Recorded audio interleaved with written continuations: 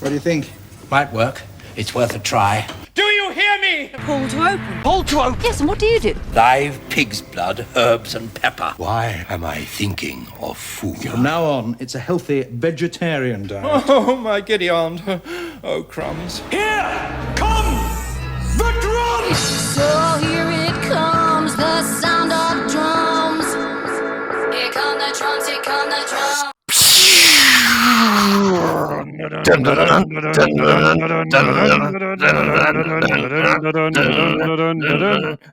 Hello, and welcome to Pull to Open, an ongoing quest to watch all of Doctor Who, the entire television series in random order. I'm Pete Paschal. And I'm Chris Taylor, and we're a couple of guys, a couple of journalists. We've covered Doctor Who in the past. We love to talk about Doctor Who, and we love to vary. We switch up the sound of drums, and today we gave you a starburst just for you, because we are in the 80s starburst intro territory of Doctor Who. Pete, where are we, and where have we been? Well, I sometimes like to call the starburst the visual. There we go. You did it better. Yes, but prior to we were at no, wait, I don't even. Way back in the days of 3 episodes ago, actually long ago, 3 months ago or something in the real world, we were doing some Pertwee, okay? So we came from Carnival of Monsters. That's right. The first story to mention Tellurians. Exactly. And also about a miniscope band. Right. Then the randomizer took us to the very beginning of the John Pertwee era at Spearhead from Space. So we saw the very first Auton episode. Also Robert Holmes, yes. Also Robert Holmes, very nice. And then it bounced us forward in time, but not too far forward that we actually got to the new series. It actually took us to the last season of the original series. We got to Battlefield, which was the first story of Sylvester McCoy's last season. Right, after which we were hoping for a respite from the classic series. We've been hoping for a while that the randomizer would take us to the new series, and we could talk about something different than how cheap the effects were. But no! Pete, where did it take us? Where did the randomizer take us? Rewound to Colin Baker's first season. That would be season 22, and the fourth story of that season, The Two Doctors. Whoop, whoop. Our second multi-doctor story on this random adventure.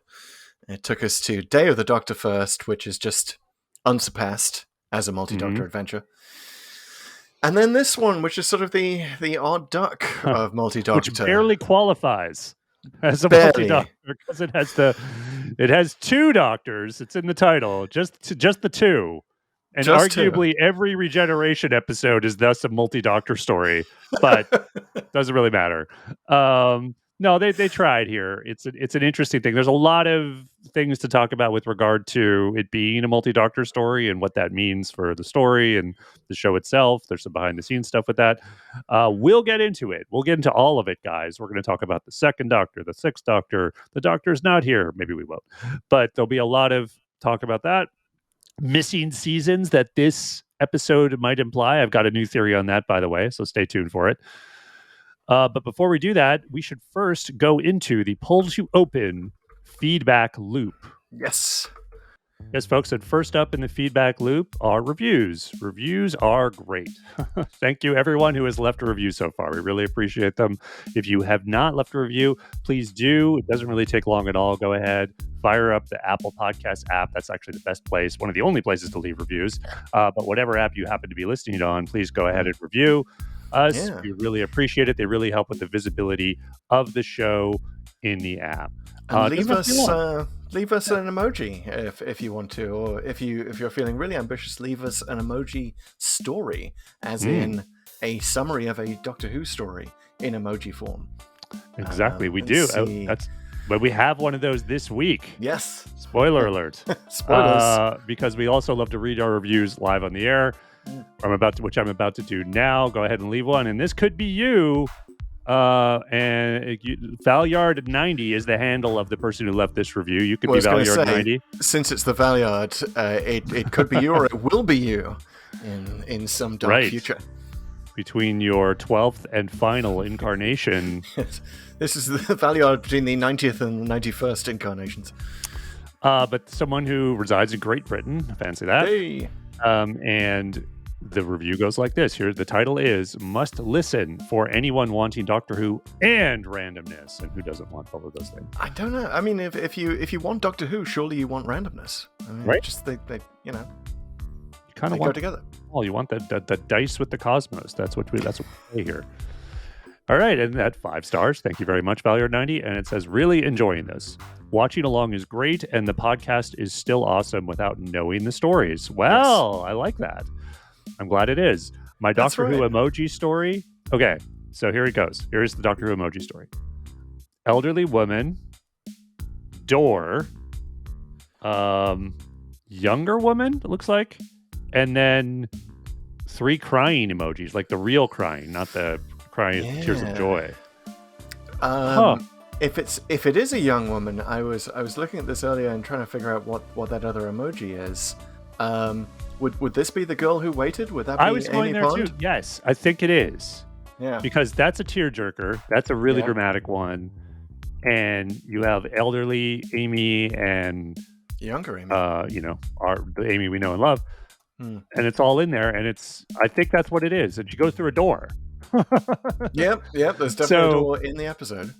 Unless there's a episode with the word door in the title, that would be more appropriate. I can't think of one though. I might just not be. It's not knock knock. I know that knock knock. It would not be elderly woman. Yeah, that wouldn't be anything like listen or anything like that. No, I'm going with girl who waited. I think you got it. Well, let us know, Valyard90, if we got that wrong. Please correct us. We invite you always to write in and correct us in your reviews and in your comments. We're, as we said last week, we're something of a democratic entity here on Something of. I mean, as long as you accept the god of randomness, who is capricious and decides our fate, and but as long as you can accept the randomizer being above us. A republic of randomness, I think. Yes, a republic of randomness. I love it. Wow. Alrighty. Open the Republic of Randomness.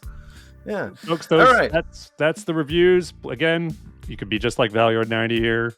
And, if you leave a review, we'd be happy to chat about it. Also, if you're one of our first 50, and I think we're coming up to the end of that soon, you will win a prize or be in the running to win a prize. Yeah, and the prize is fantastic, and we've asked Pete lots of questions about it. I fear kind of revealing the spoiler of the prize, so I think we're just gonna. You guys might have noticed we're not asking questions about it anymore. We're getting too close to what it is, and I think some people have guessed. So we'll have a prize draw in a future episode fairly soon. So watch for that. Listen to that. Depending on the platform you're on. Watch or listen. Over on YouTube. Meanwhile on YouTube, it's still happening. Yeah. It's still happening, guys. At youtube.com/pull to open is where to find us there. Season 2 keeps coming. So we're all the way up to Modern Undead now. Which is great timing, given that we've just had a couple of Brigadier episodes. I know. And Modern Undead, otherwise known as the 2 Brigadiers. Right. Exactly. Modern Undead's up there. We have a lot of other ones. We have I think it was the Pyramid at the End of the World is still there. Inferno, a lot of great Doctor Who greats and great episodes of Pull to Open. Check them out. They come every Wednesday. We're also uploading our shorts and our Doctor Who plot summaries from a little segment we like to call TLDW. TLDW, looking forward to that. Check out those. Very exciting. I am too. Believe this you is me. This is why Valyard90 and others are able to listen to the podcast without you having to go to the 2 Doctors and watch it all on your lonesome. No, we watch it for you. We summarize it for you. You don't even need to watch. We're assuming that you haven't seen it, in fact. So, if you're just sort of casually browsing your Doctor Who podcasts and listening to us, we are the podcast that will take a random journey through Doctor Who, but also will bring you along for the ride. You don't have to have seen any of these stories because we summarize them. No need to stow away on our TARDIS. It's all good, guys.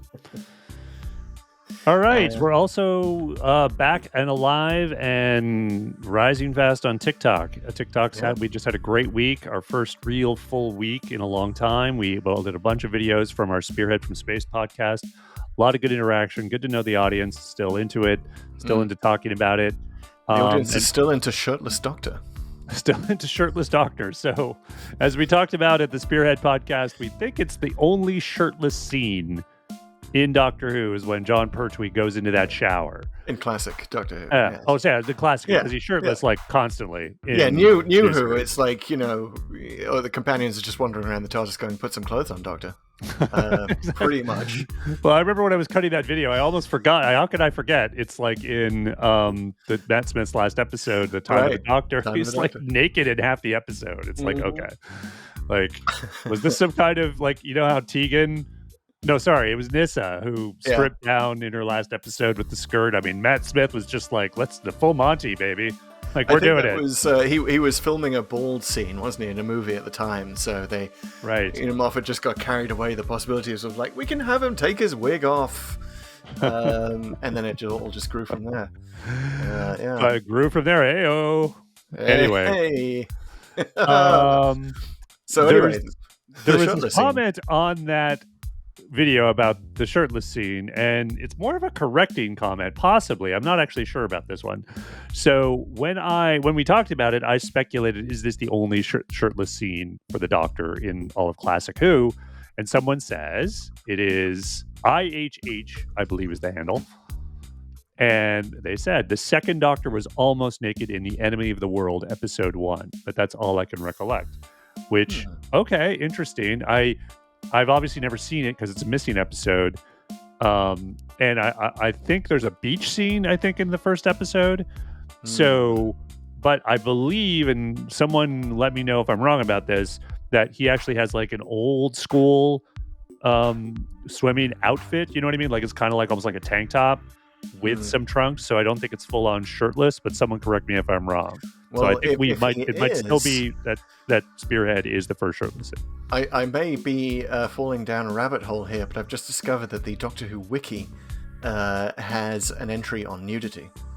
Oh, okay. It's a rabbit hole well worth falling down. So go right ahead, Chris. Yeah. Illustrated by Jack Harkness. I mean, we're going to talk about Terry's outfit in a bit, so might as well. Yeah. So for balance, we need to talk about Captain Jack. Stripped of his clothes by the defabricator in Bad Wolf. It's kind of necessary. But yeah, Sergeant Benton was in the Time Monster. That's right. I remember that. Maybe Benton. Yep. Terror of the Zygons. They say the Zygons appear without clothing in their true form. Yeah, but that seems to be it from the classic series. So, well, I mean, don't most of the aliens appear without clothes in their true form? Alien clothing, it's really not that much of a thing. I'm trying to think if there was like if there's a non-human monster, like the pteroleptils, I think had like cloaks or something, but that was just sort of to hide that they're big lizards. Is there any I guess Sontarans wear, anyone who's humanoid kind of wears clothing. There's a little bit of that. The Ice Warriors, I guess that's armor. It was very unclear early on if what was that? Was that their skin or whatever? But I guess it's armor. Yeah. The Daleks wear very loose-fitting clothing. Armor casing really gives you room to breathe. All right, so I think we're still on record as that Spearhead's the first shirtless scene, but good to know there was a little more skin. Maybe if we can interest the randomizer in nudity, it will take us through every episode containing some form of nudity, and then we'll be mostly out of Classic Who. Is there anything with Hart? Not that maybe we don't want to know this, but did Hartnell's Doctor? Is there anything in that wiki on that or no? No, nothing. Nothing. No. All right. Everyone was very properly dressed, except when they were wearing togas. We've been to the Romans. Ian and Barbara were, clearly in a state of. Well then, but if you're doing that, you might as well just count Jamie. I mean, Jamie throughout. Jamie naked in every episode. Absolutely, as a true Scotsman, wears nothing under his kilt, and yes, is referred to in the Two Doctors as the one in the skirt. So, interesting topic that I didn't expect we'd get onto here. Yeah. Well, Here on our podcast about the new doctors. yeah. It's the randomness, man. The randomizer permeates every part of this podcast. Random discussions ensue. And that's what's definitely going to happen this week as we transition to talking about what we're going to talk about. Okay, folks, I got to get this off my chest. True confessions. I've been on a beach all week. Okay, it's August, and I've just been hanging out, and all I've done is swim in the ocean and watch Doctor Who for the past 5 days or so. So I've watched the two Doctors for the pod. We're going to talk about it. But ordinarily, I'm a professional podcaster, Chris. I prep notes. You know this. We do the notes file. We have a little bit of prep. There's all this stuff. I've done none of that. I've done I've done basically 5% of what I usually do in organizing my thoughts before this thing. So I think 5% of normal level of thoughts on the two Doctors is entirely appropriate. Also, the fact that it was, as we'll get into, a story that was basically conceived as an excuse for a vacation. Right. Some location shooting. Yeah, they ended up spending a lot of it just running around Andalusia and Seville. So, yeah, I think that's entirely appropriate. I think, that there are other stories that maybe deserve a greater level of seriousness.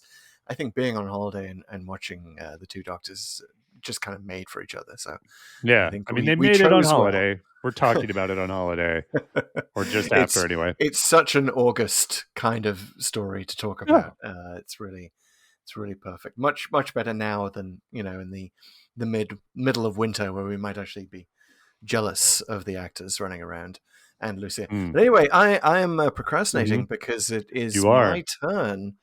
It's my turn at the helm of TLDW. I can't tell you how relieved I am on so many levels. So I'm going to queue up the timer. So this is it, guys. It's TLDW. Too long, didn't watch. Too long, Doctor Who. And for classic series episodes, ordinarily, we give 30 seconds for every 25-minute episode. But this is season 22 we're talking about here, which is the only episode of the classic series to do 45-minute episodes. Yeah, when nothing went right in season 22. And this is one of the things that changed. But in some countries, it was broadcast as a 6-parter. So yes, I actually think I got that in Canada. I think I never saw the 45-minute versions of most of Colin Baker's run until the DVDs came out. And this is, by some reckonings, this is the last 6-part Doctor Who story, right? Ever. That's true. So if you follow the foreign market, the cliffhangers were not as great because obviously they weren't designed as cliffhangers. But anyway, we allot 1 minute per 45-minute episode here, so I have 3 whole minutes to summarize the two Doctors, which is at least a minute more than is necessary, I think. Well, we'll find out. We'll find out. We've been tripped up by rabbit holes before, as you can tell from a random discussion on nudity. This one has. This one has some rabbit holes you could definitely go down. Oh my for God. A while, and we will in the commentary. I mean, now, it is basically Robert Holmes revealing his favorite rabbit holes to go down himself. So, indeed it is. Let's see what we can do about following him. All right. The official 3-minute pull to open summary of the two Doctors begins in 3, 2, 1, go. Okay, so the second Doctor and Jamie, having apparently just dropped off Victoria, are doing a mission for the Time Lords, at a space station where the Doctor meets his old friend and famed scientist, Dastari.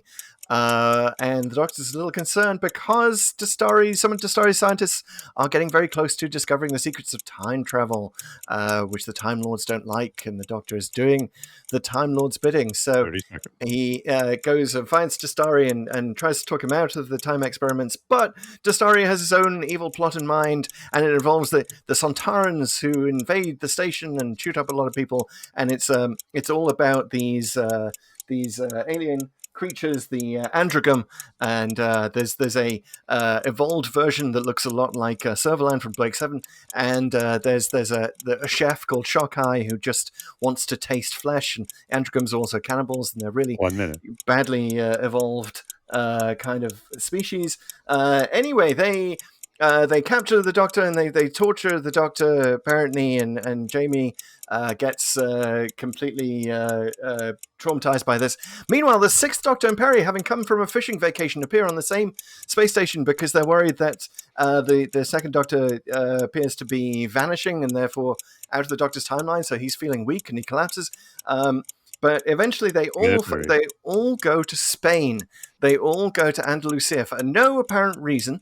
But they do get this old woman in a villa there, and the Silverland creature basically invades her mind and figures stuff out. And they're trying to get the secret of time travel out of the Second Doctor, but no dice. And the Sontarans are running around shooting things. And the Sixth Doctor teams up with a local restaurant owner who's moth hunting. And he and his fiancée are just in the area. And they basically try to invade the villa, and there's a lot of shenanigans. Everyone's running around, and the two Doctors finally get together. But they kind of fool Dastari and the Androgam and the Sontarans into using a non-working time machine, and the Sontarans get blown up, I think, and a bunch of stuff happens. The second Doctor is briefly transformed into an Androgam, goes with Shockeye the chef to a local eatery, runs up a massive bill, doesn't pay for it, stabs the restaurant owner that we met earlier, but then everything's all right in the end because the Sixth Doctor has fooled them, and they go off in their own separate TARDISes right there at the end. And the Sixth Doctor decides to become a vegetarian, apparently, unless maybe he's just joking about that, and it's just Robert. And time. Nice. Ended right on the vegetarian note. Yeah, that was perfect. I mean, do you think I sort of skipped over a lot of the stuff? I skipped over them trying to eat Perry, which was one of the cliffhangers. Shockeye trying to eat Perry. Skipped over him trying to eat Jamie. Basically, it's a very heavy-handed metaphor for vegetarianism, or explaining vegetarianism. That's like, yeah, what if some of your favorite people were food? Huh? I guess. Is Bob Holmes a vegetarian? I guess. Yeah, I mean, yeah. Is that the whole idea? That was the whole idea. Yeah. So a little bit on the background of the two Doctors. It was, so we're about a year or two after the Five Doctors. Mm-hmm. Right, in which... Hold on, let me pour myself a drink. Sorry, I already have. I just want to confess. It's late in the day here for the taping, so... Please, Pete's on the wine, I'm on the coffee. Yep. We're never the twain shall meet. Also a quote from the two Doctors. Cheers, listeners. Cheers, everybody. Yeah, definitely worth getting drunk for this one, people. If you ever have to watch the two Doctors, get yourself some good Spanish wine, some good roja, and let yourself to be transported to the land of flamenco guitars, which provide most of the soundtrack. But yeah, so it was after the Five Doctors. Patrick Troughton was kind of a breakout star from that. Like he has pretty amazing run in the Five Doctors of just like he's the one that stands out other than Peter Davison, right? I also think he was kind of shy about Doctor Who. I think he went to a couple of I think he went to a convention around the same time. Yeah, in either the late 70s or the early 80s, and he was a little scared about the reaction because he honestly didn't really remember much about it. He was like, but of course, like everyone was like super thrilled that he was there. He's just he's Patrick Troughton, and he goes on the Five Doctors, and he's one of the best things about that episode.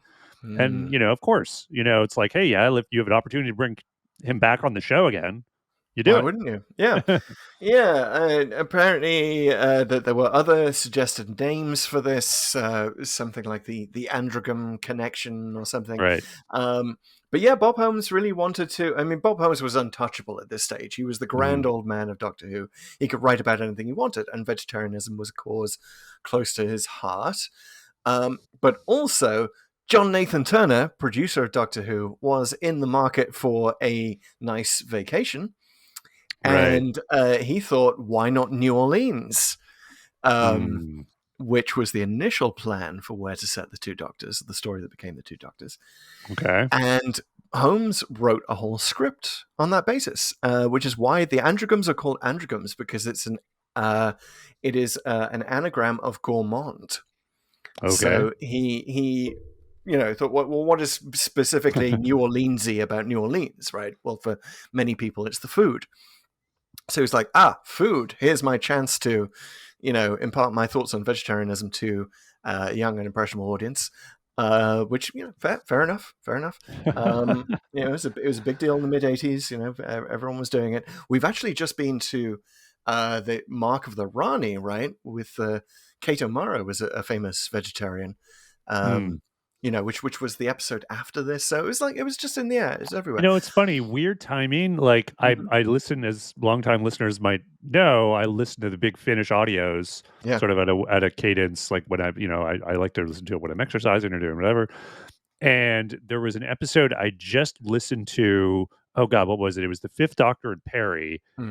And it was the first one with Aramem, and she sort of travels with them for a bit. But there is a bit where they're served Egyptian cuisine in ancient Egypt, and I forget exactly what the dish is, but I think Perry reveals that she's a vegetarian, or no, I could be getting this wrong, but it is basically the companion wants to eat vegetarian. The doctor, no, I think it is. Actually, I think it is. Perry says she's a vegetarian. The doctor just goes with it as a cultural thing, as a cultural respect. Interesting. And obviously it's pre two doctors, so you could argue, maybe he's not vegetarian yet, assuming you take him seriously. But it is, I don't know, you could argue maybe it's the Big Finish's trying to contradict this a little bit. No. I mean, well, it wouldn't be Big Finish if it didn't contradict something. Yeah, or indeed, it wouldn't be Who Canon if it didn't contradict something. Interesting you should mention the Fifth Doctor, because there's another vegetarianism connection.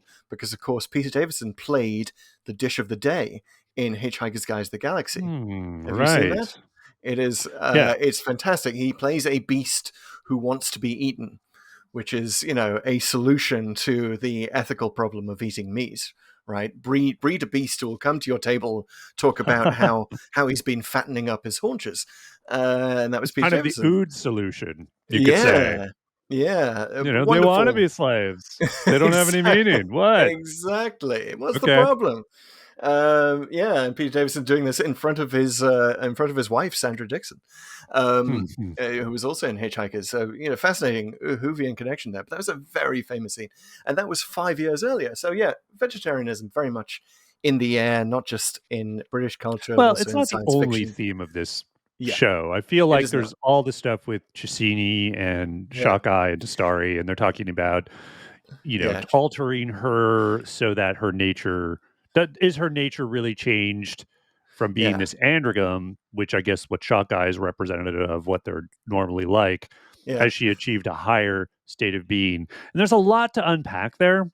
Chesini, by the way, is the Servalan lookalike, because of course played by Jacqueline Pierce, who stepped in at the last minute. She wasn't supposed to be the actress playing Chesini, which is why she basically does play Servalan from Big Seven. If you've never seen it, it's basically that. She's in that same role. Interesting. Do you think it's off in terms of what the script calls for? No, I mean she's sort of power mad, power hungry, superior being type. So that fits Servalan. But she feels like she's superior, or I guess I don't know.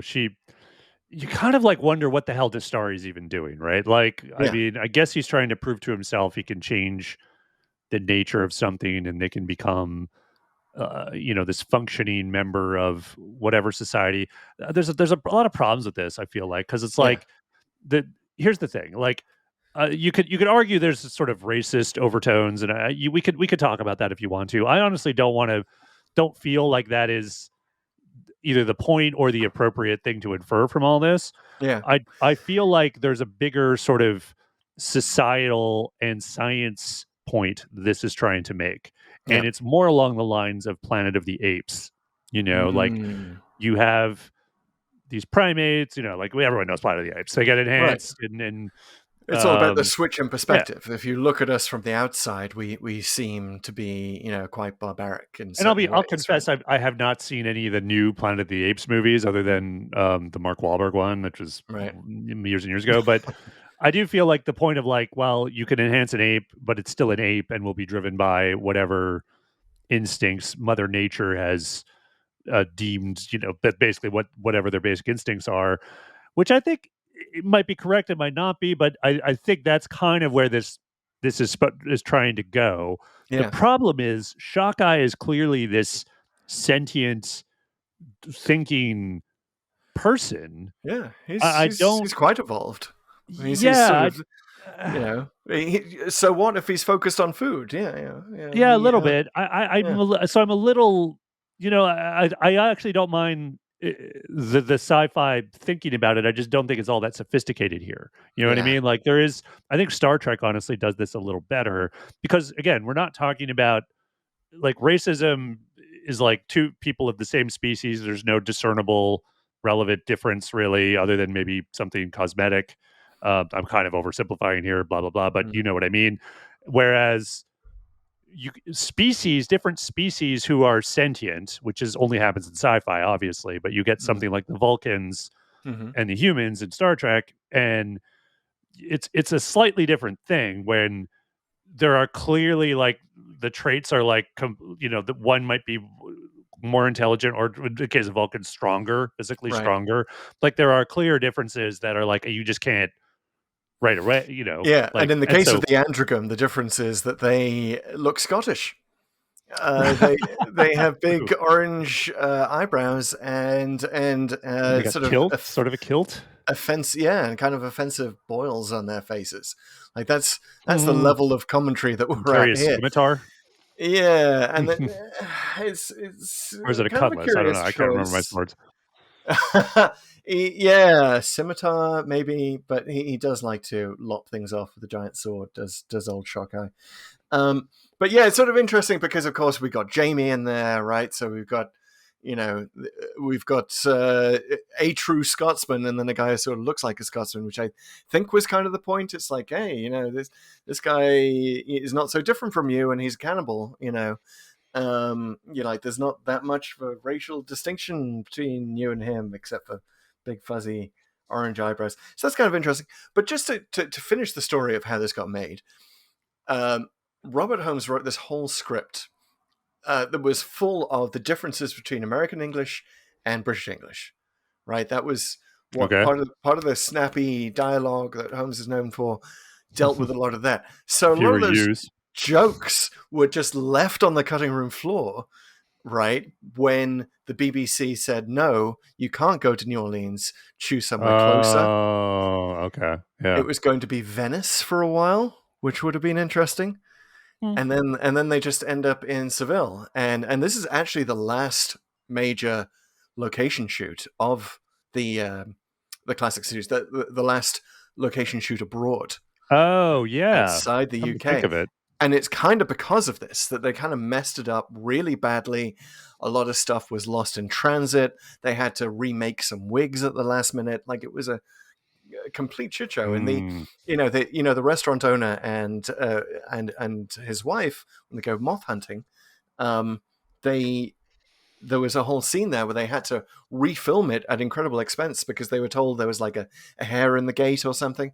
Or something on the film, weird. crack on the lens, whatever, and they get back to London and are like, "Oh, the original scene was fine. Like we just reshot it at massive expense for no reason." So yeah, after that, Doctor Who was told no foreign location shoots. By the way, this was also when the two Doctors came out. That was also the week that news leaked that Doctor Who was being put on "quote unquote" hiatus. Technically, it was being cancelled, but JNT managed to save it by perpetuating this hiatus myth. So yeah, that was the background. It is like a lot of classic Who stories we've gone to. It's kind of a mess because there was a kind of a game of telephone being played and scripts were being changed all over the place. And I think a lot of Bob Holmes' best stuff was probably left on the cutting room floor. I know you and I would love to chat about a version of the Two Doctors that kind of uses the difference in types of English as its Right. sort of comedic anchor. I mean, there's so much potential there. We'd love to see that, but alas, we Totally. never will. Yeah, I'd love to see the writer's cut, I guess, in this case. Yeah, yeah. Or maybe some alternate novelization. I don't know. Maybe there's yeah, it'd probably be a novel or something. But But some interesting work from the design people here. Did you notice a Blade Runner vibe to this? Because not really, to be honest. Oh yeah, looks Dastari very a little bit. much like Tyrell, right? Okay. And the wig that they put Jacqueline Pierce in for Chasine, Okay. Now that you Chasini mention it, looks exactly like Rachel, right? From Blade Runner, little bit. the replicant woman. So and Is this your theory? No, it's a number of fans have mentioned this connection. It's like Blade Runner was definitely bigger in the UK than it was in the US. The original movie, that is. It kind of didn't make much of a splash here. When it came out of the UK, it was a huge hit. So it makes sense that like 3 years later, the kind of the look and the feel kind of filters down. And Dastari is a bit of a Tyrell, right? I mean, he's a bit of he's kind of Machiavellian and well, and he is murdered by her in the end. Yeah. Which is, that's very apt. Yeah, exactly. You kind of see that coming. Like you kind of know that's where the script's going. Yeah. If you know how stories like this go at all, right? Like eventually he's going to be murdered by his own creation. That's just kind of it's almost an obligation at these things. In fact, good advice: never create anything. Yeah. No, I think it's never. Well, he falls in love with her, right? That's the problem. He wants Chasini to rule the universe. That's why he's, uplifted her from being an androgram into being more human-like, which is, that's definitely the racist aspect. Like, it's just andrograms are unredeemable, but we've uplifted you, so you're fine. Yeah. But then you have the Sontarans. Now, what did you think of the Sontaran presence in this? And do you think utterly they needed to be extraneous? Yes. Utterly extraneous. I thought the Sontarans, like, I don't hate Stike. I think he's fine, and it's just, but it is paint by numbers, double crossing bad guy stuff he's doing in terms of his lines and everything. We've also seen this, and in a better way, in that the Sontarans want time travel and they want to take on the Time Lords or screw the Time Lords. I mean, that was all done in the Invasion of Time, of course.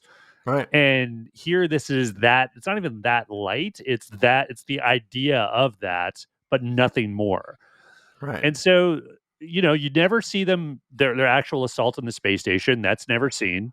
You just see the after effects of it. You see their ball ships, which is a nice little consistent thing. Oh yeah, they have ball ships. That's cool. But then they just kind of come and sort of help the hired thugs of Dastari and Chasini, and they end up screwing themselves, of course, because the Doctor fools them. But they're totally just played for there. suckers by everyone in this. Like, and it really is. Maybe this is the beginnings of the Sontarans as more of a comedic species, which way down the line will lead us to Strax. Who is not that far from Stike, right? As name, but Stike has a little bit of a Straxian thing going on, doesn't he? He's kind of made to look a fool quite a few times. Yeah, it's too bad. It's kind of like in Star Trek where Silence Has Lease, I think was the name of the episode. No, maybe I got that wrong. Whatever the one with the Ferengi, the first one with the Ferengi. Yeah. And they tried to make them serious. Then they would screw it. We're just going to go funny. Yeah. This might be that turning point for the Sontarans, although it's not fully, because obviously Poison Sky, Sontaran stratagem, they made them a little more serious. So I don't think, does Doctor Who even need that? Do we need a funny? I guess we have things like the little, who are they? The Pillsbury Doughboy creatures and stuff. Oh yeah, like you can always make up a funny race, but I don't know. Like Aliens of London World War III. The farting aliens. Yeah, that's true. They do kind of need that, and it's the Slitheen. The Slitheen, family Slitheen. Yes. Family Slitheen. Raxacoricothalapatorians, I believe. I mean, there's definitely room for that. Comedy science fiction species, I think, has a fine lineage. But yeah, the Sontarans is just sort of that. I can't even honestly remember when they're truly defeated. There's a couple things that happen in episode 3. I think Stike, does he try to take the time machine for a spin and kill himself? Is that what happens? Or is Something that what like that. happens with Cassini later? Because I know that happens to Cassini. But they just sort of stop. And then there's one thing I noticed, like there's a big explosion, which seems to imply that's the Sontaran ship exploding. But then why is the house still there? Yeah, it's an explosion behind the house, which Okay. a lot of the explosions don't look really good in this because, once again, Spanish customs impounded all of the explosives they were trying to bring in, and so they had to improvise using local materials, including gunpowder. I think they might have called someone about that before they went. You'd Can we bring think. it? Do we have the right stuff? Can we come in, guys? My working theory is that most of Classic Who, especially late 70s, early 80s, basically produced by drunk people. I mean, Tom Baker sort of led the pack with his 4 pints at lunchtime, but I think everyone was like some level of blitzed who was working on Doctor. Cheers. Cheers. But here's the question: I want to, we like a Paul to open to not criticize our stories too much. We like to look for the light and the good in everyone. There is light. There's a light lot in of this light. And the light in this, I think, is Patrick Troughton. Oh, yeah. I was going right there, too. Yep. He's amazing in everything. And In especially fact- episode 1. Episode 1, I think, is Episode one of one. the best episodes. Yeah. The fact that we open show. on him and Yeah. we spend so much time on him that it's almost like, wait a second, have we just reverted? Hmm. I mean, anytime you bring in a previous Doctor to start, then you have to sort of do something, right, to signal this is not the current Doctor. I love how they did it in Twice Upon a Time, where they open with that the redone scene from the 10th planet, and they're like, previously on Doctor Who, ... 846 episodes ago, or whatever it is, which I think is just a great way, very hilarious way of puncturing it. But here they start off in black and white, which is a nice homage, but It was great. Patrick Troughton is using Peter Davison's TARDIS. Right. Yeah. Because they couldn't find anything older. Yeah, it is what it is, right? You do what you can. I think, and it's fine because the other console is quite a bit different. I mean, it's not as different as the stuff in New, but it is.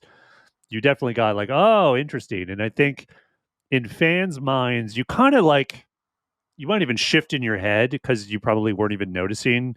Like hardcore fans, even then, hardcore fans would probably have a hard time remembering without videotape. Who remembers that the Doctor had his monitor back then in the 60s on kind of a swing out arm, right? Instead of the projector screen that Troughton has here. Yeah, but I think the problem is, and I'm wondering what you think of this, does he outshine Colin Baker too much, especially with that fantastic introduction of episode 1? He does, and he totally does. Is it a problem at this point?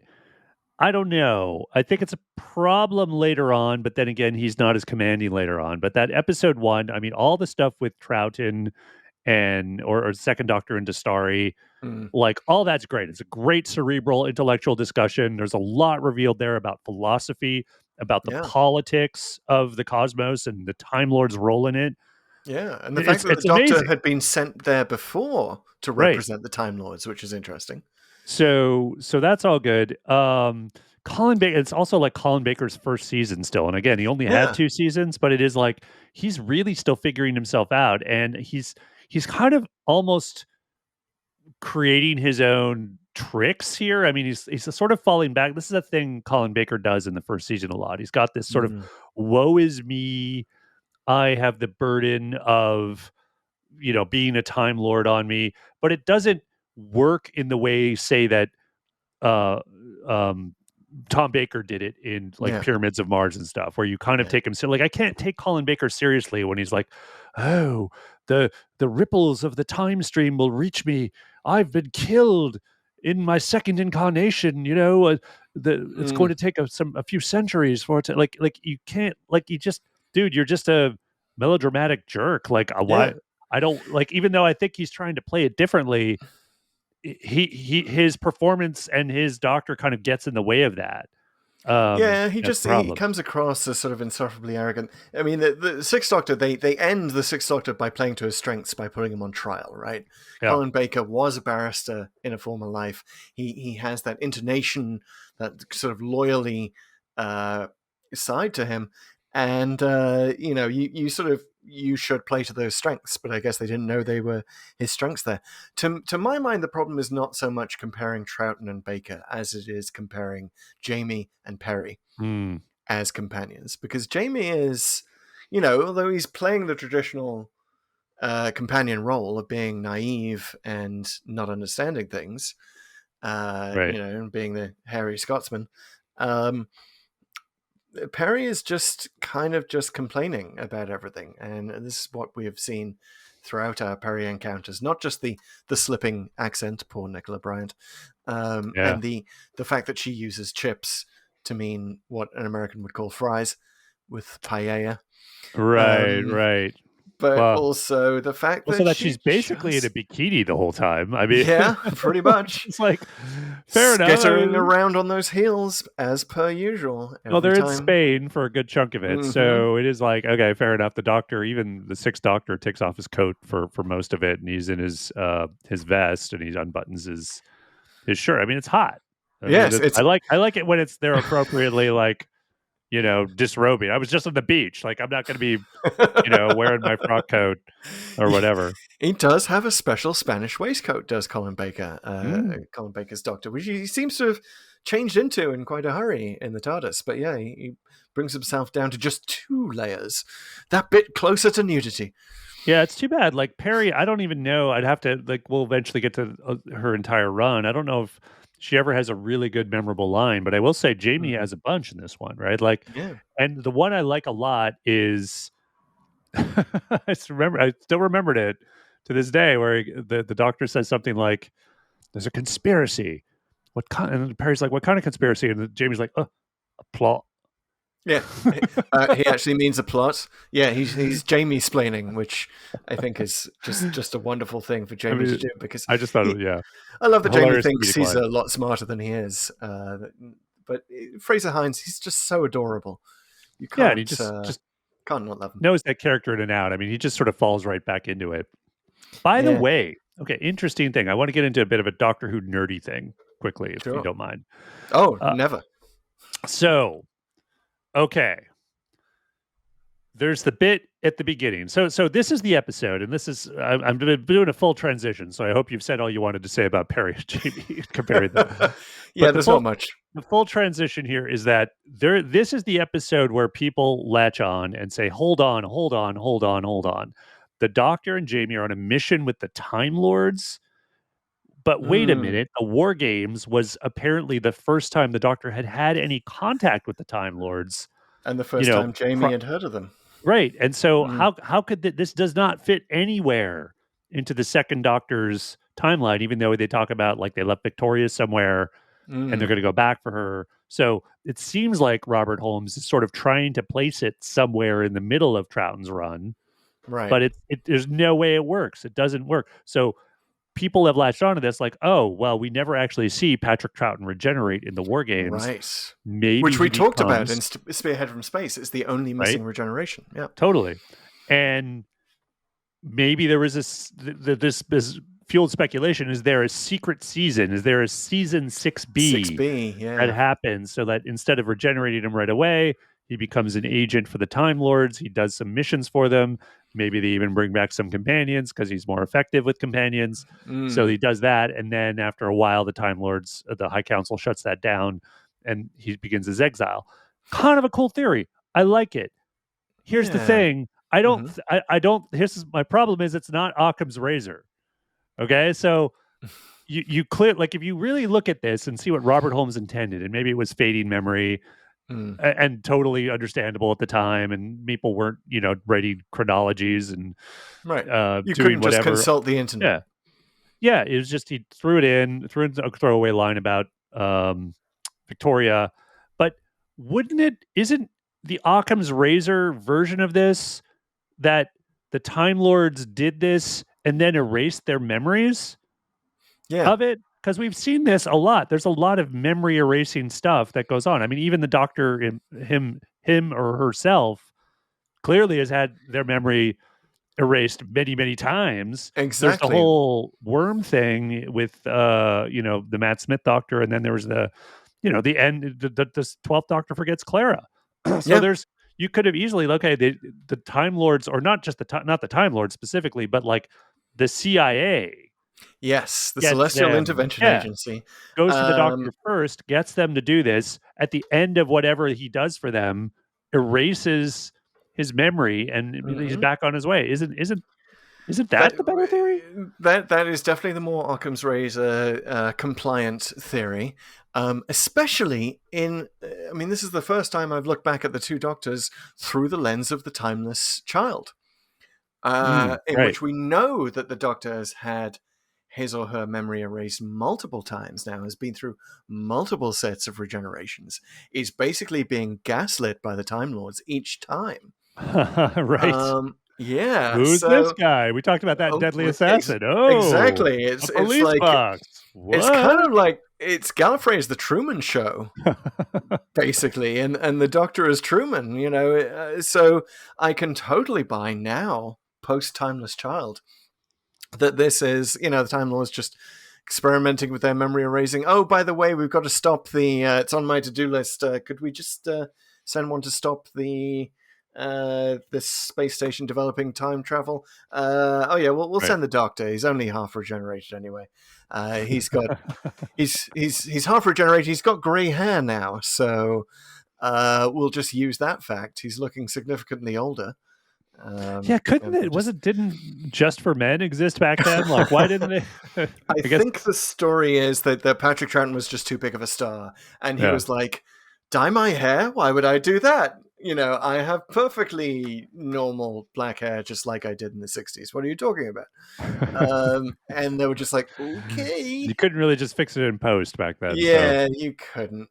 But it's interesting. I recently watched the finale of Better Call Saul, which is a show that has had that problem over the years, right? It's supposed to be a prequel to Breaking Bad, but all of the Breaking Bad characters look older than they did in Breaking Bad, even though it's years earlier. So I sort of kind of have become used to adjusting the ages of characters in my head. I mean, it's very much what I was doing with Two Doctors. Ultimately, all this stuff, it's a bit silly, right? It's like me complaining about how the Cybermen look different. Like, you're putting on what you can put on, and the audience just sort of, you kind of have to trust them to come halfway. And if you can do something fun within the show to shine a lot, like create something like a season 6B or some reason for it, all the better for you, or why the Klingons look different, blah, blah, blah.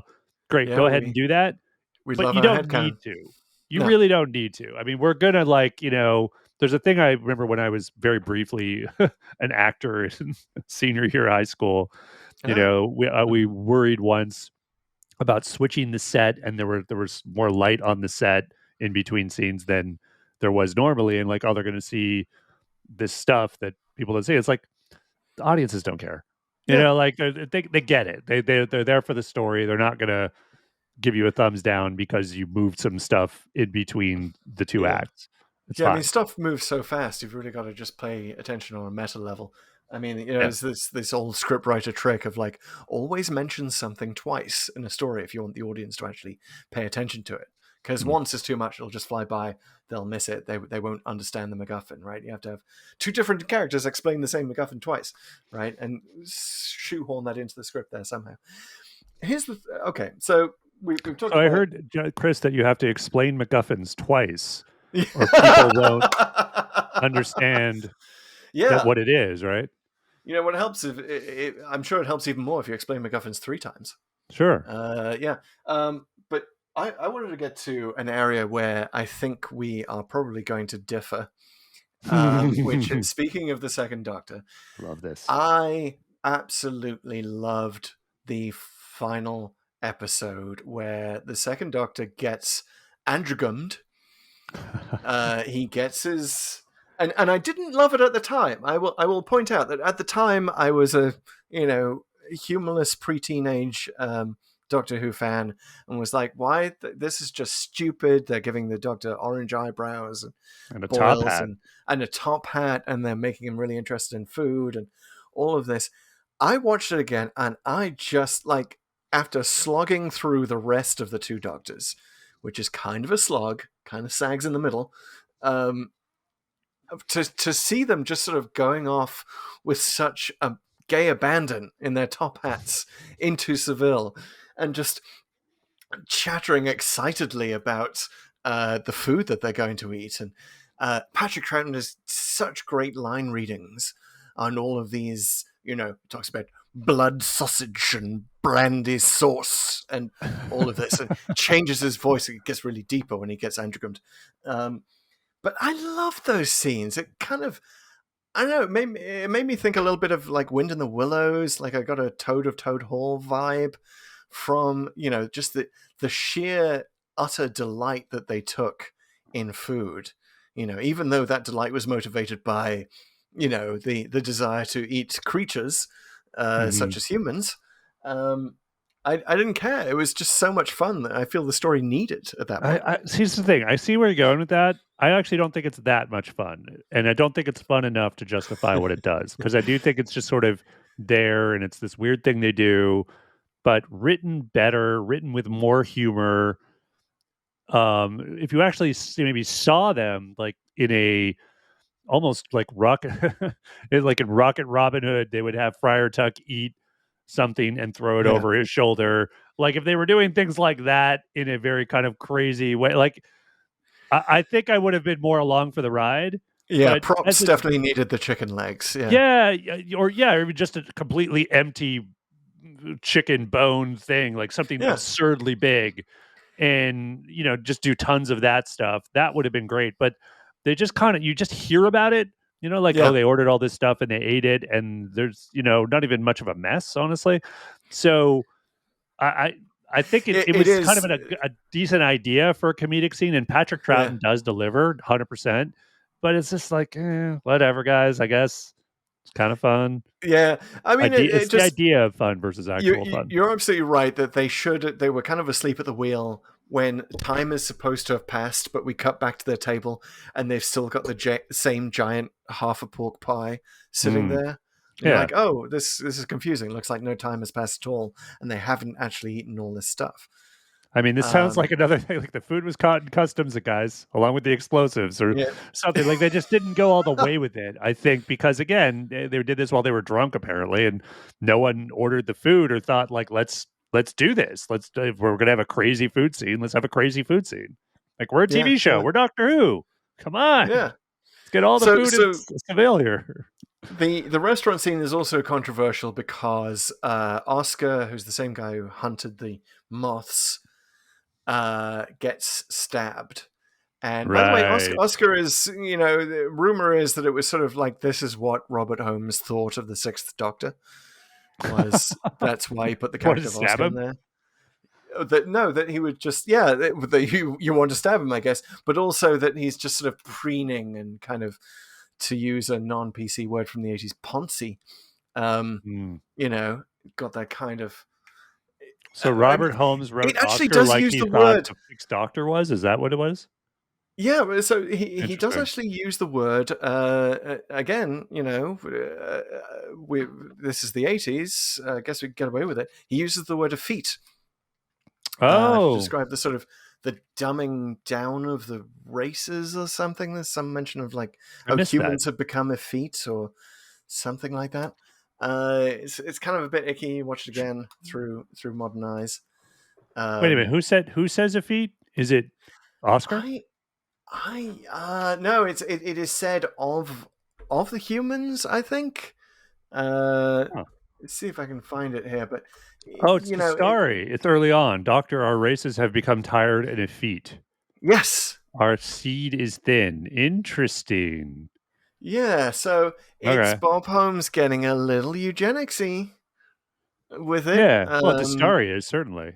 But I honestly, this line, I mean, I was so basking in all the stuff they were saying, but this specific one got by me, and it's actually pretty good in terms of like getting a little bit of Dastari's motivation here, which I think a Yeah, lot of yeah. people would sympathize with. Honestly, I don't want to get too political, but I mean, you could argue a lot of supporters of, shall we say, strong arm politicians who Yeah. want, this back to strength, and we've lost something. I mean, it's not an uncommon Yeah, it's attitude of like, definitely. oh, we're a little too whatever, pick your adjective of just weak and But there's indecisive, etc.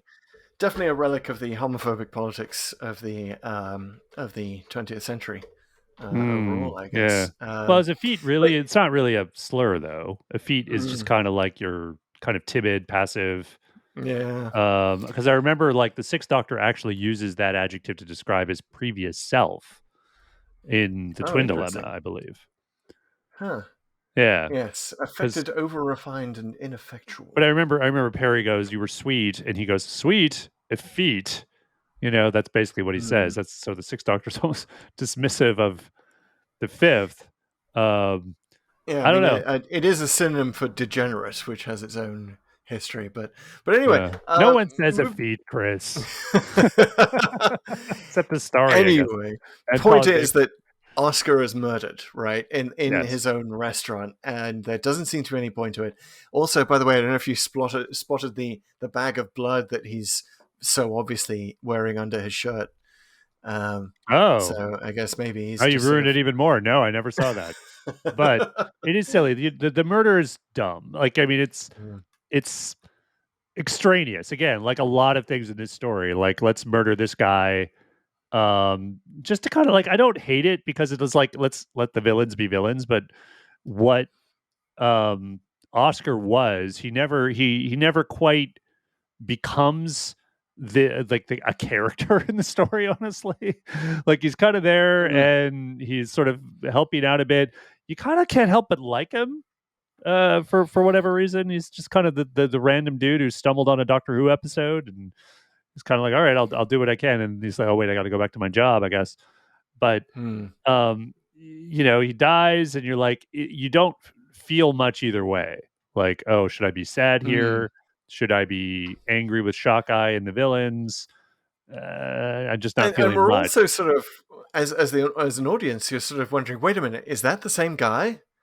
Right? Because we've only seen him as a Right? moth hunter to this point, and he's mentioned Exactly. briefly that that he's also running a restaurant in town. But then when you see him in his full Maitre D outfit, you're like, wait a second, and we got so many sort of double roles in this. We got the androgyn doctor right there. We're like, is this his brother? Is it the same dude? Like, they look so different in the film scene and then in the restaurant scene. By the way, one of my favorite facts about the two doctors, they were forbidden from sunbathing. Because they filmed, they did all the Andalusian scenes first, and then for continuity's sake, you can't come into the studio with a tan and then film scenes that were before that, right? Oh, it's better for everyone's skin. So. Have you just been on the beach for a while? I can attest to that for sure. And it's you do sort of need to do that with Brits, because Brits are the number one kind of country for people who will just go out and get massive sunburns. I'm kind of reminded of mad dogs of and Pirates of the Caribbean. Speaking of Brits and getting sun when they shouldn't, it was Keira Knightley.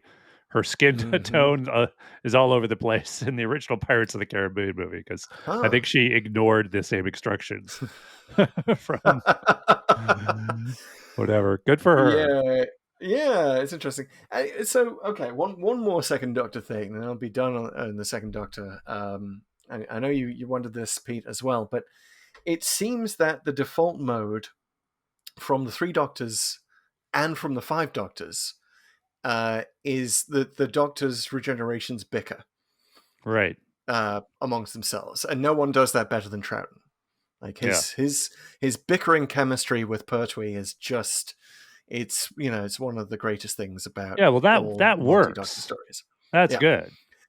Does this work? Does the bickering with 6 work? And why not? Because I don't know. I feel like you, Colin Baker, you feel like you should have more reverence for his former self, and I don't know why. Maybe it's because he's just his elder at this point. Maybe it's because, even though it's funny because Colin Baker's the character is older. Maybe it's just because you just sort of see the actors and you just think, I don't know. But I will say this. Like, I don't really like the bickering here just because, like, they're both kind of like, I guess maybe it's partly because Colin Baker's doctor is so irascible right off the bat. But to me, the problem with this being a multi-doctor story that fails is because you never really have a scene where they come together at the end and they win because they're together. And that's, I think, almost an essential component of a multi-doctor story, right? Like, the 3 Doctors does it. The 5 Doctors does it. Day of the Doctor does it.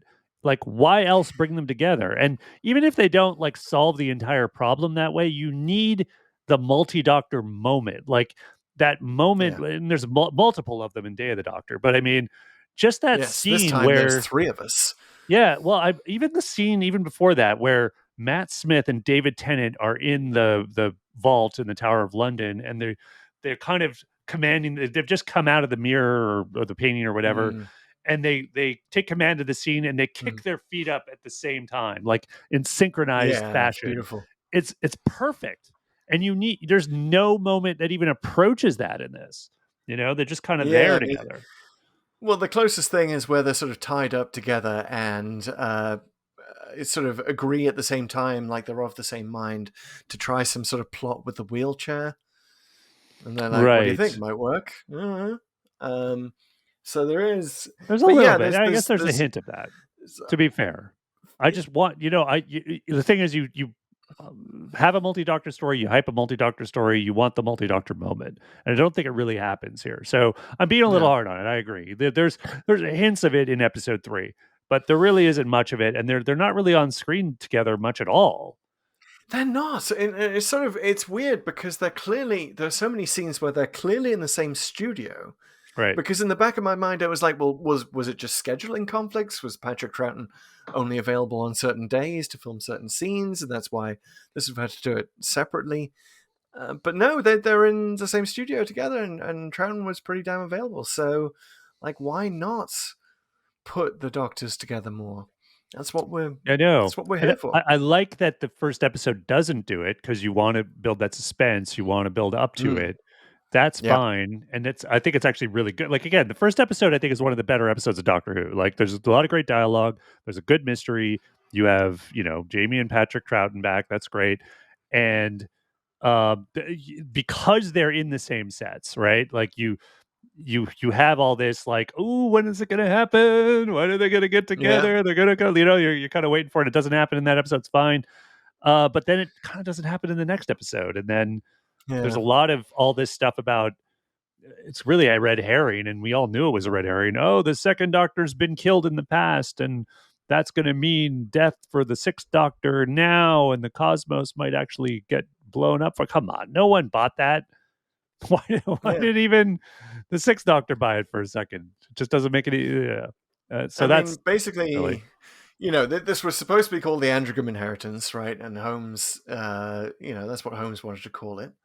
By the way, there was one remnant of that US versus British English dialogue thing, which is where the 6th Doctor looks at Perry and says Columbus has a lot to answer for.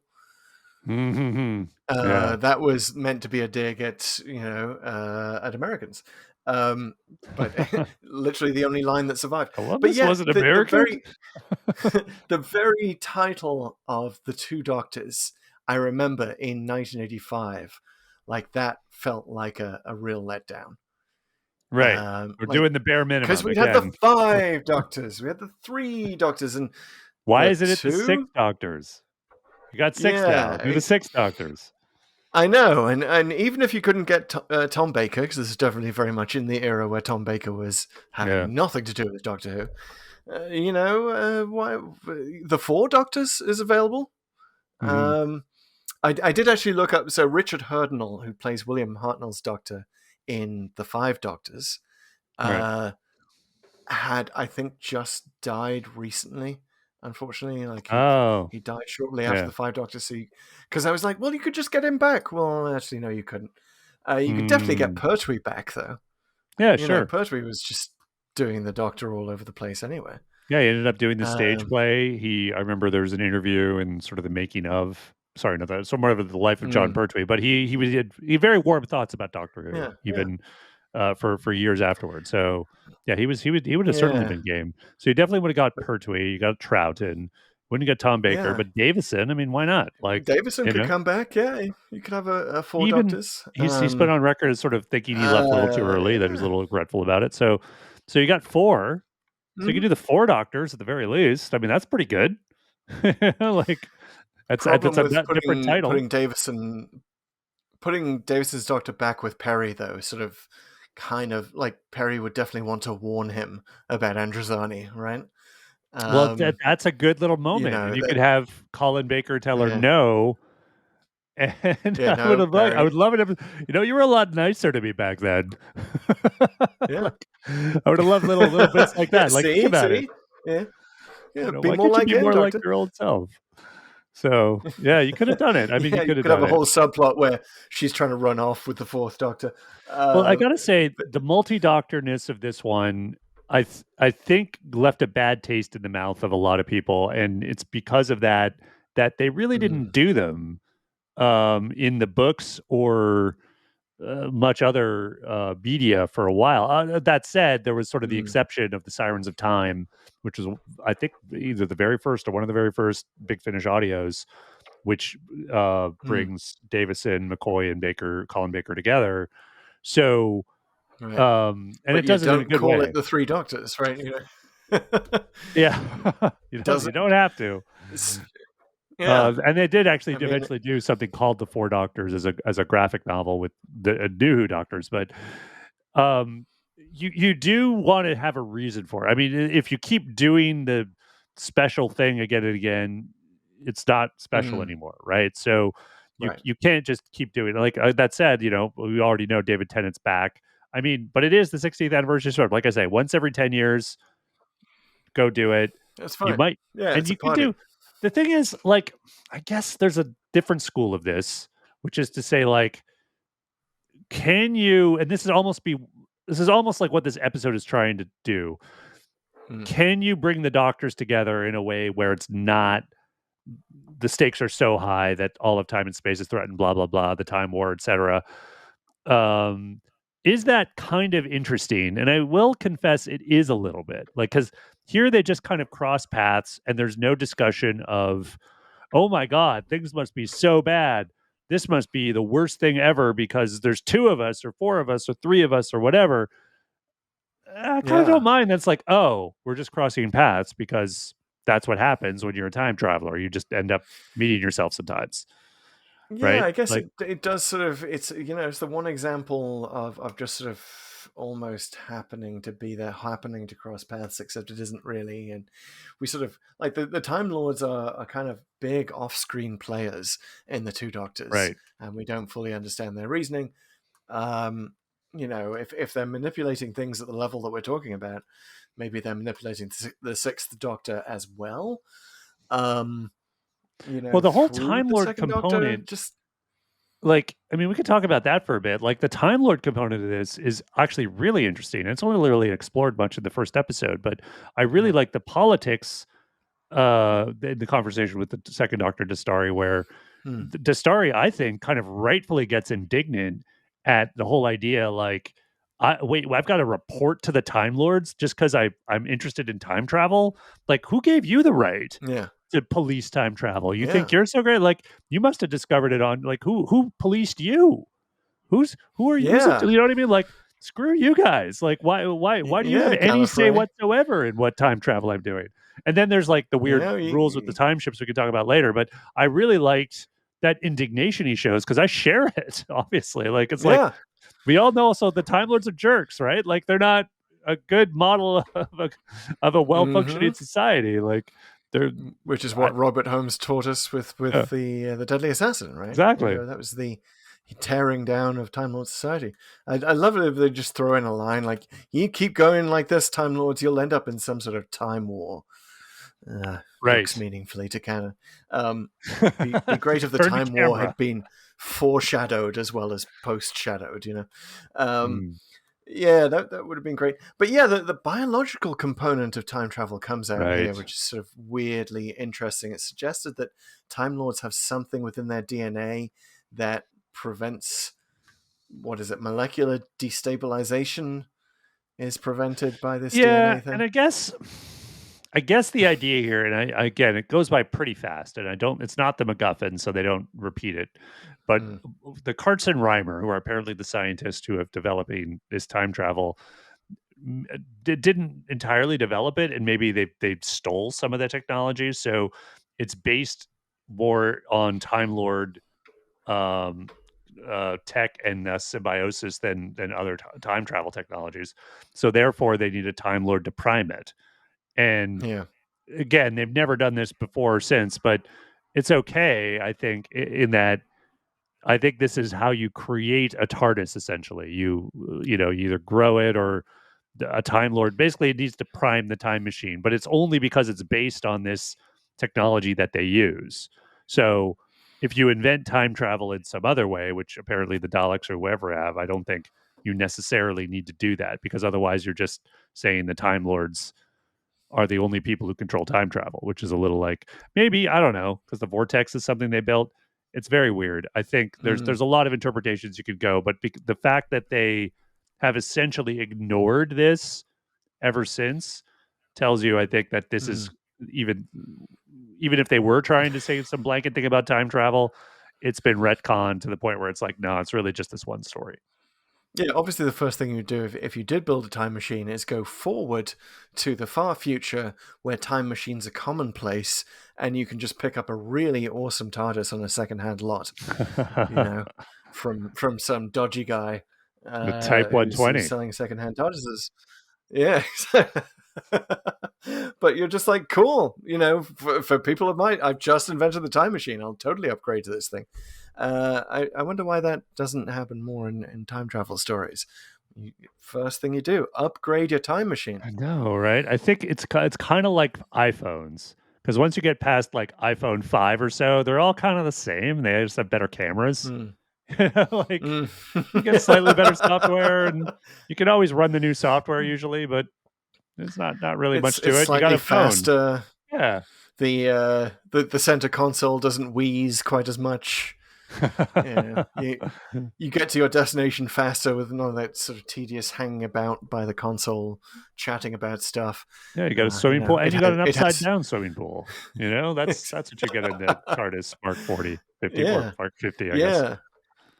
Yeah, and you might even get chairs. I mean, this is sort of perhaps the most busted thing about the Type 40 that the Doctor stole. It's like they hadn't installed chairs in it yet.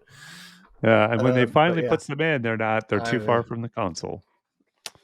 Exactly. Thank you, Bill, for pointing that out. Fantastic arms. All right, is it time?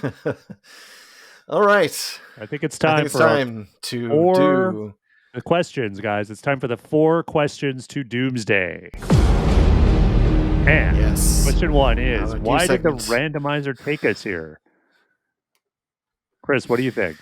Why is it? All right, well, obviously the randomizer loves Robert Holmes.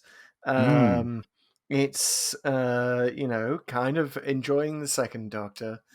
There are several connections here.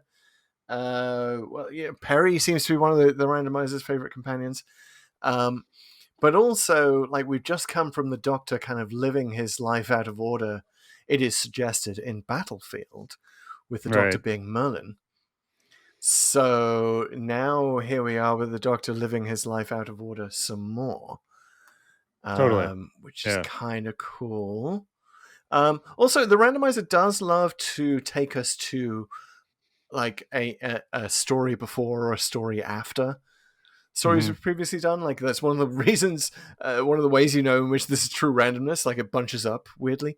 And we had just done Mark of the Rani, which is the next chronological story or the prior. I can't remember which. Let me think. There was Attack of the Cybermen. I think there was Vengeance on Varos, then Mark of the Rani. Then I think the two Doctors comes after Mark of the Rani. So yes. So but we've done, and to your point, this is where I kind of went. we've done a chunk of season 22 now, and coming at it from these various angles, particularly coming from Spearhead from Space and thinking a lot about Troughton. And I kind of feel like we're getting a certain amount of Time Lord background all at once, which um, I feel like with from Deadly Assassin and seeing all these other things, I feel like Bob Holmes and also the Eric Sayward was script editor, I believe, at the time. And Yeah. I think they're both kind of obsessed with Time Lords, like there's because we have the Time Lords sending the Doctor to do things in Attack of the Cybermen. There's definitely some background on them in Mark of the Rani. I think there's a good chunk of like Colin Baker era Time Lord stuff that's clearly sort of under the surface, and sort of reveals Even a bit of before like Trial their of a Time Lord. yeah. So, and then Trial of a Time Lord full on, right? Like there's a little bit of a Time Lord obsession here, which I don't know if it's necessarily great for the show, to be honest with you. I feel like it screws up a little bit of it's too easy one to sort of tee it up, and the Time Lords just end up being this all powerful thing that provide the motivation for things. And I feel like the stories are worse for that.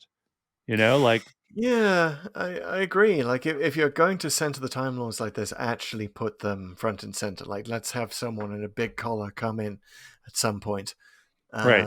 and kind of talk a little bit about Time Lord motivation. Don't just have them in the background. Well, and I got to say, to their credit, when the Big Finish audios do this, there's usually a bit of a twist in that you see who's doing it at some point and why, and it's usually a big disappointment, right? It's not like they're this master manipulator regime or person. They end up usually being someone just kind of doing whatever to further some goal, and they probably have not the best motivations to begin with.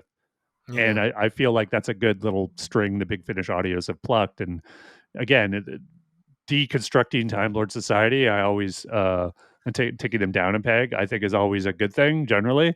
Agreed. And so doing it more and more, I think is good. Too bad we had to wait a while because there's still sort of that omnipotence here in the Sixth Doctor era, even with Trial of a Time Lord a bit. Yeah, it is kind of weird that they're trying to frame the Time Lords with the Sontaran attack. Right. That just really doesn't fly at all. But anyway, yes, the randomizer loves Time Lords so much that it apparently wants us to go to all of the stories that have just mere mentions of Time Lords. That sounds like an evil plot of the randomizers, but it really does. Yeah, we got to focus more on the evil plot of this episode. It's what if the evil plot had succeeded? Is our second question. That is question 2. Okay, so what is the evil plot? First of all, is it Dastari's evil plot to have Chesini rule the universe? Is that it? Well, and then there's like the secrets of time travel for the Sontarans. So you really do have to pick your evil plot. Shockey's evil plot is just I want to eat people. Yeah. So you could pick like if that had succeeded, Doctor Who would have been taken off the air a lot faster than it was. Michael Grade's like, they're cannibals now? Yeah. This definitely would have been the last season. So that's if the evil plot had succeeded, Doctor Who never gets off the air. There's no Sylvester McCoy, probably no New Who. Right. Patrick Troughton eating human flesh, shocker. Yeah, kind of weird. But yeah, you got to assume that it's Dastari uplifting Chesini is the evil plot, and if it succeeds, then she rules all of time and space. Well, because she has a time machine. So yeah. But the thing is, then I guess you have to assume they even are able to do that. And then I think there was some question, depending on if the Sixth Doctor, I guess he could prime it. And he fools him into thinking he's primed the machine. Yeah. But it's also like if it ever breaks, you can't build another one, right? Like you're not. Yeah, I don't know. I don't get it. Like the Sontarans don't explain why they need time travel. The one time that I think Stike mentions it, it's like, oh, I gotta get back to this thing. Well, in the hands of the Sontarans, I'll give it points, right? Like in that, okay, I'm pretty sure a military race with access to time travel would figure out that we'll just go back in time and destroy all of our enemies, and it would essentially be, a time war of a sense. So that's okay. Like I feel like if the Sontarans, like as comical as they are here and as extraneous as they are, if their evil plot succeeds, it's end of the universe. Because they've already shown they can sort of not quite go toe to toe to the Time Lords, but they're clever enough to, pull the wool over their eyes. So that you would get be a another problem. time war kind of situation. Time war between the Time Lords and the Sontarans would be, like you could place your bets on either side in that conflict. A time war between the Time Lords and androgams, or the one uplifted androgam in the universe. Even though she is Servalan, I don't think that she can necessarily succeed on her own. By the way, the Blake 7 reference. Have you watched Blake 7? Have you? I have not Is it familiar? watched Blake 7. No, I've always meant to. Yeah. Yeah, it's I highly recommend the Servalan episodes. Her chemistry with Paul Darrow plays Avon.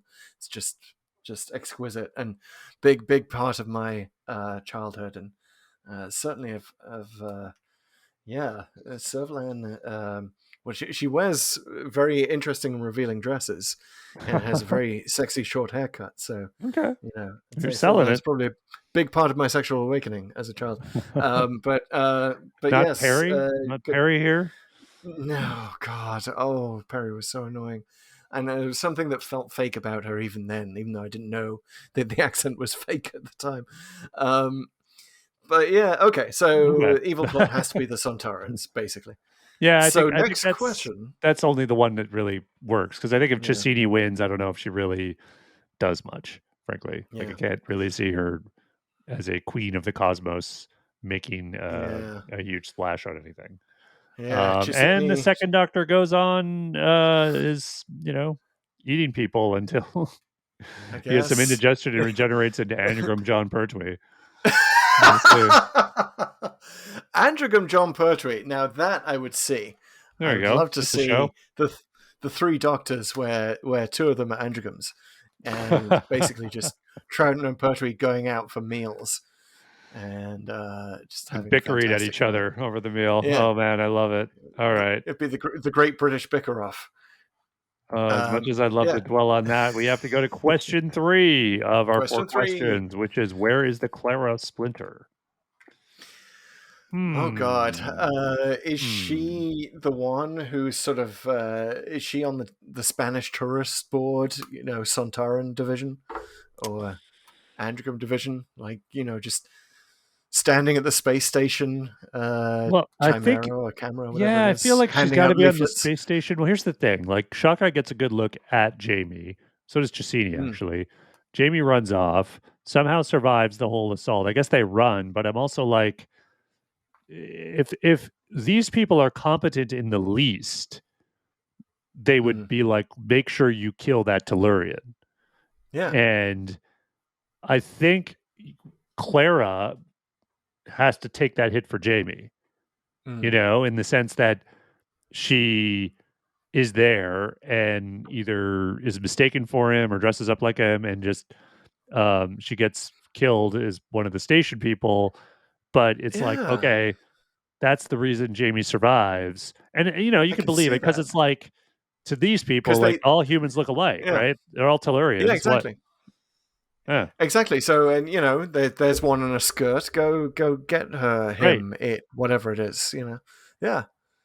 Yeah, so that's a great place for the Clara Splinter. Clara, she just lives a life where she's brought up in a space station and has a very strange interest that she can't quite put her finger on why, in kilts and Scottish wear of the 18th century, and then as she dies, Jamie runs away. She's like, "Oh, okay, that's why." I get it now. So there it is.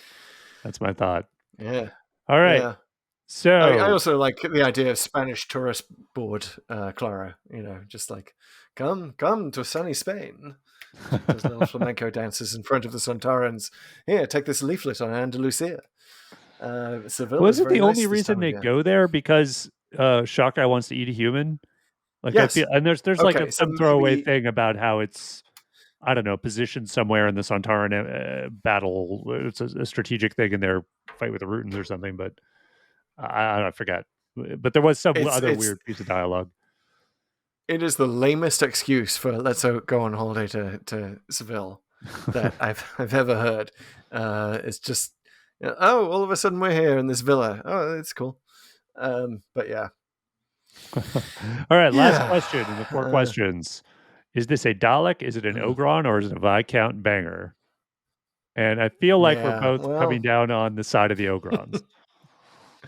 Yes, it's an Ogron that is starting to transform into an androgen, and is looking hungrily at the other Ogron. Over See, at if the they'd other side done of the table. Ogrons, that's a little more, a little more to work with there in terms of is this thing, a higher species Yeah, or whatever. I don't know.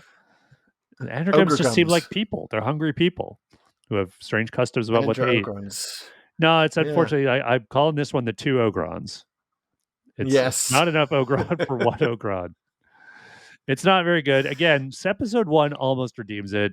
There's really good stuff. It's a pretty good setup with the second Doctor. I like a lot of the choices, and then it just sort of wanders around on holiday. And after drinking and eating too much, it falls into a food coma. It's done.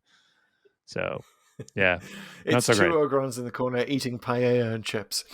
I do have to say, my final thought on the 2 Doctors. I was prepared to hate this because I remembered hating it at the time and just feeling like it was a wasted opportunity on so many levels. So going into it with that sense, I was pleasantly surprised. Are you giving it? Are you all the way at to a how much Dalek I then? actually Even if enjoyed it's a Oh no, rusty no, Dalek? it's not a Dalek. It's not a Dalek. It's 2 very entertaining Ogrons. It's the Rosencrantz and Guildenstern of Ogrons. Yes, there we go. Nice. And Alrighty. brandy sauce. Well, it's time to leave Spain and the space station and multi-doctor stories. Perhaps. We'll see. Because we don't know where we're going next, because we need to activate the Never do. randomizer to find that out. This is the time. Indeed. We got to fire it It's up. time to Guys, time. Chris, what are the 2 components to our randomizer here on Pull to Open? So our randomizer is composed of the Codex, which is the pull to open list of all 301 by our reckoning Doctor Who stories. We've made a few slight decisions that are different from other lists of stories, combine some, basically what we think of as coherent stories. Check the link in the show notes. 301 of those. Indeed. Please check out our Codex. It's a spreadsheet. You guys love spreadsheets, right? And then the other part is we introduce true randomness with random.org, which is a website that uses atmospheric noise, whether or not the atmosphere has been invaded by a Sontaran sphere, to determine a random number rather than the pseudo-random numbers of computers and algorithms and all that stuff. Proper randomness, bespoke randomness, just like the Doctor would use. You betcha. So how we do this is that I will count you down, Chris. You've got the random.org connection. I've got the Codex here unfolded in front of me. And we will combine these things and find out where Pull to Open is going next. Are you ready, sir? But first, we like to challenge the randomizer. Oh, that's right. I almost forgot the challenge. Often we like to challenge the randomizer with using reverse psychology because we know that the randomizer does not listen to us and will often do the exact opposite of what we request.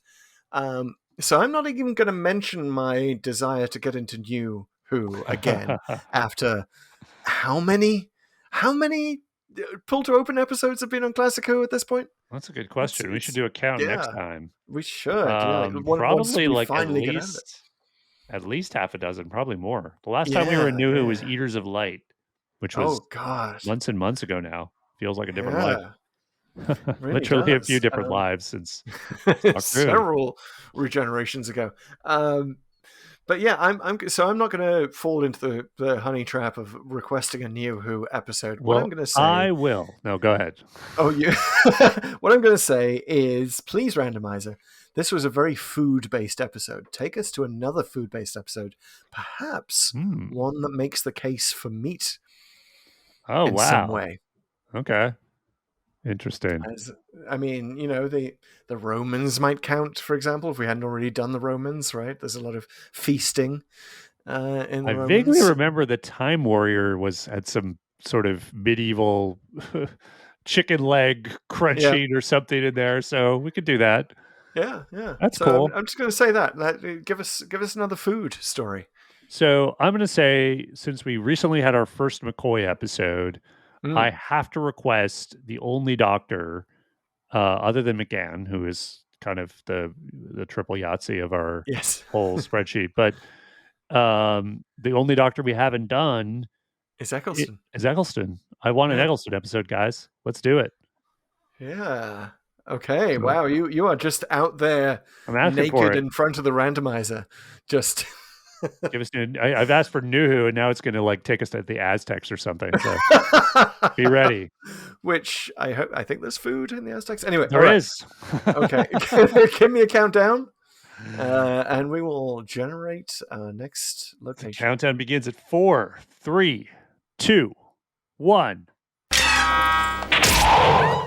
134. It did not listen to you. Did not listen. Let's see where we're at. We're still in old 2. We're bounce off it. It's time locked. That is Planet of Fire. I've already done it. Oh, so interesting. Again. Planet of Fire was the last, prior to the Two Doctors, I believe, internationally filmed. Right, Lanzarote. Yeah. All right, so we get to generate again. Give me another countdown. In 3, 2, 1. Moisturize me. 78. Still in old hope. No way. What do we got? We have Revenge of the Cybermen. Oh, okay. Cool. Which one is that? That's the one right after Genesis of the Daleks. Oh. This is the first season of Tom Baker. Yes. There's Boga, there's Gold, there's Nerva Beacon. It is the final serial of season 12.